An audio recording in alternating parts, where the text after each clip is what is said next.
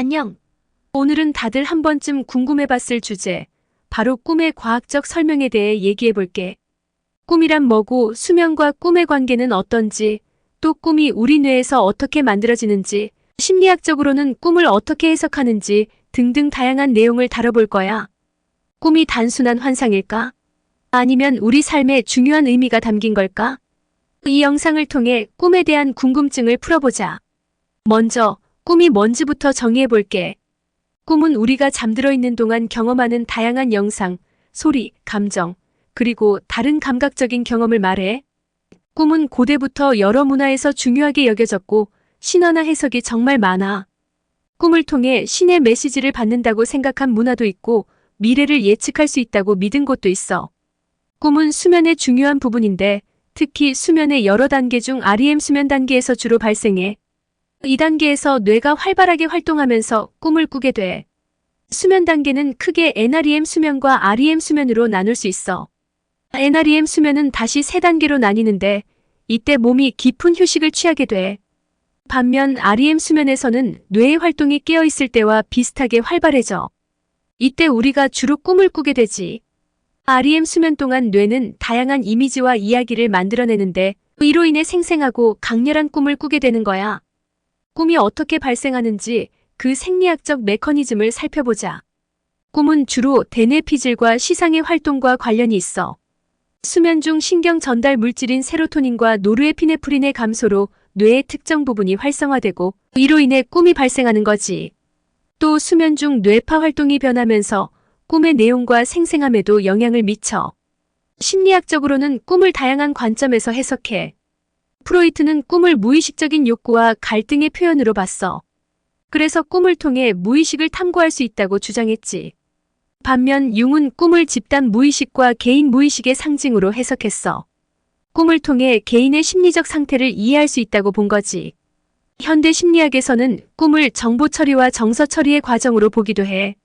예를 들어 우리가 하루 동안 경험한 일들을 꿈을 통해 정리하고 감정을 처리하는 거야. 꿈의 기능과 목적도 정말 다양해. 첫째, 꿈은 정서적 처리를 도와. 꿈을 통해 우리는 일상에서 겪은 감정을 처리하고 스트레스를 해소할 수 있어. 둘째, 꿈은 기억의 강화와 학습에도 중요한 역할을 해. 꿈을 꾸면서 우리는 하루 동안 배운 정보를 정리하고 기억을 강화할 수 있어. 셋째, 꿈은 창의성을 촉진해. 많은 예술가와 과학자들이 꿈에서 영감을 얻고 창의적인 아이디어를 떠올리곤 해. 넷째, 꿈은 생존 전략을 연습하는 기능도 할 수 있어. 꿈을 통해 다양한 상황을 시뮬레이션하고 생존 기술을 연습하는 거지. 꿈의 유형도 정말 다양해. 악몽은 무서운 꿈으로 강한 불안과 공포를 동반하지. 루시드 드림은 자각몽이라고도 하는데 꿈을 꾸는 도중 자신이 꿈꾸고 있다는 걸 인식하는 상태야. 반복 꿈은 같은 주제나 이야기가 반복되는 꿈을 말해. 치유 꿈은 심리적 혹은 신체적 치유를 경험하는 꿈이고, 창의적 꿈은 창의적인 아이디어나 해결책을 떠올리게 하는 꿈이야. 꿈의 주제와 상징도 굉장히 흥미로워. 일반적으로 사람들은 추락, 비행, 쫓김 등의 주제를 꿈꾸곤 하지. 각 주제는 특정한 심리적 의미를 지니고 있는데, 이를 통해 개인의 심리 상태를 이해할 수 있어. 예를 들어 추락하는 꿈은 불안감을, 비행하는 꿈은 자유로움을 상징할 수 있어. 꿈의 상징은 문화와 개인의 경험에 따라 다르게 해석될 수 있지. 예를 들어 뱀은 어떤 문화에서는 위험을, 다른 문화에서는 변화를 의미할 수 있어. 이제 루시드 드림에 대해 좀 더 깊이 알아보자. 루시드 드림은 꿈을 꾸는 동안 자신이 꿈꾸고 있다는 걸 인식하는 상태야. 이걸 유도하는 방법에는 여러 가지가 있어. 예를 들어 꿈일기를 써서 꿈을 기록하거나 자각몽을 유도하는 명상 기법을 사용할 수 있어. 루시드 드림은 꿈의 내용을 조작하거나 특정 문제를 해결하는 데 유용하게 활용될 수 있어. 예를 들어 시험 전날 루시드 드림을 통해 공부한 내용을 복습하거나 문제 해결에 필요한 창의적인 아이디어를 떠올릴 수 있는 거지. 꿈일기와 꿈의 기록도 중요한 주제야. 꿈일기를 쓰면 꿈을 더 잘 기억하고 꿈의 패턴을 분석하는 데 도움이 돼. 꿈을 기록하는 방법에는 여러 가지가 있는데 효과적으로 기록하려면 꿈을 꾸자마자 바로 적는 게 중요해. 꿈 패턴을 분석하면 반복되는 주제나 상징을 파악할 수 있고 이를 통해 자신의 심리 상태를 더 잘 이해할 수 있어. 꿈 연구의 역사는 굉장히 오래됐어. 초기에는 꿈을 신비한 현상으로 여겼지만 현대에 이르러서는 과학적인 접근이 이루어지고 있어. EEG와 뇌 영상 기술을 통해 꿈을 연구하고 뇌의 활동을 분석할 수 있게 됐지. 주요 꿈 연구자들은 다양한 이론을 제시하며 꿈의 기능과 의미를 이해하려고 노력했어. 예를 들어 꿈을 통해 감정이나 경험을 처리하는 과정이 뇌에서 어떻게 일어나는지 분석한 연구들도 많아. 꿈과 정신 건강의 관계도 매우 중요해. 꿈은 우리의 정신 건강에 큰 영향을 미칠 수 있어. 예를 들어 PTSD 외상 후 스트레스 장애 환자들은 자주 악몽을 경험하는데 이는 치료 과정에서 중요한 역할을 해. 심리치료에서는 꿈을 활용해 환자의 무의식을 탐구하고 치유 과정을 돕기도 해.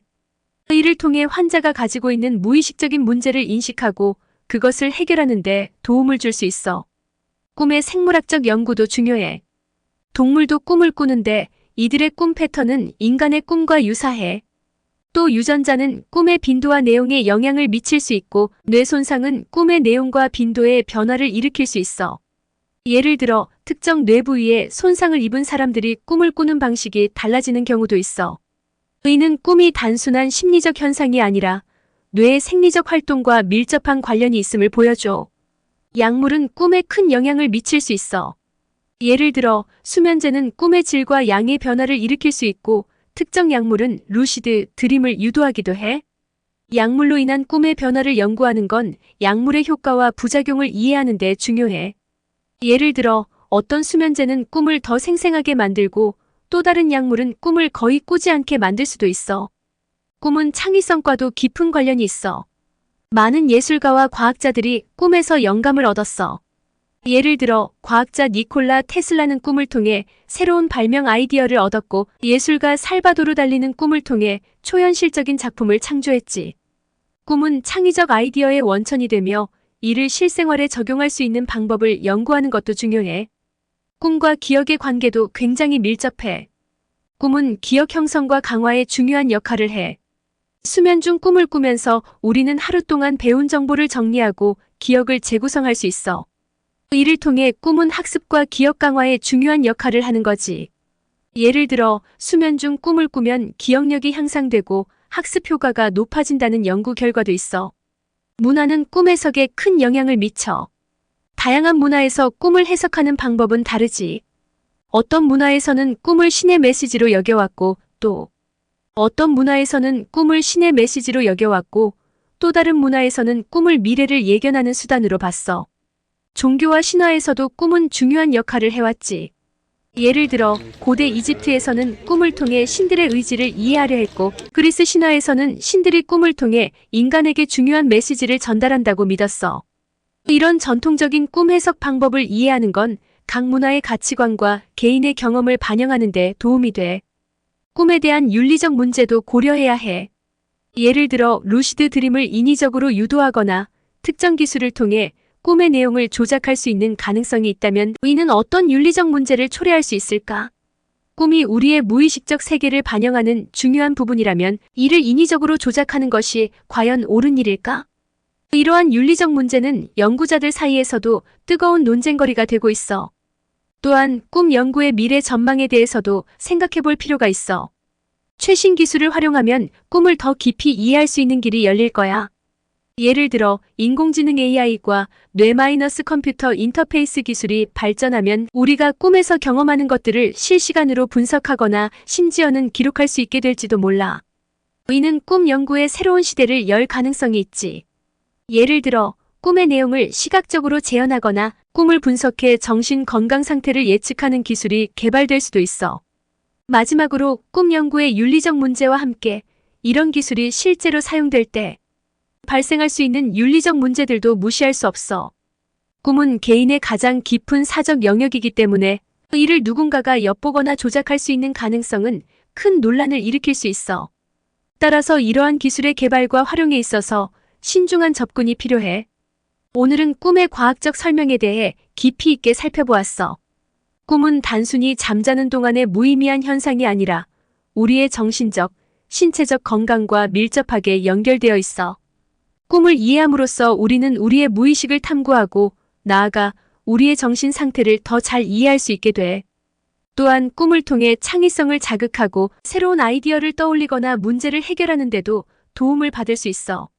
앞으로도 꿈에 대해 더 많은 연구가 이루어지길 기대하며 여러분도 자신의 꿈에 관심을 가져보는 건 어떨까? 자, 이제 꿈에 대해 더 알고 싶다면 여러분의 꿈 이야기를 나눠주세요. 댓글로 여러분의 꿈을 공유하고 서로의 경험을 통해 더 많은 걸 배워보는 건 어떨까요? 구독과 좋아요, 알림 설정도 잊지 마세요. 오늘도 시청해주셔서 고마워.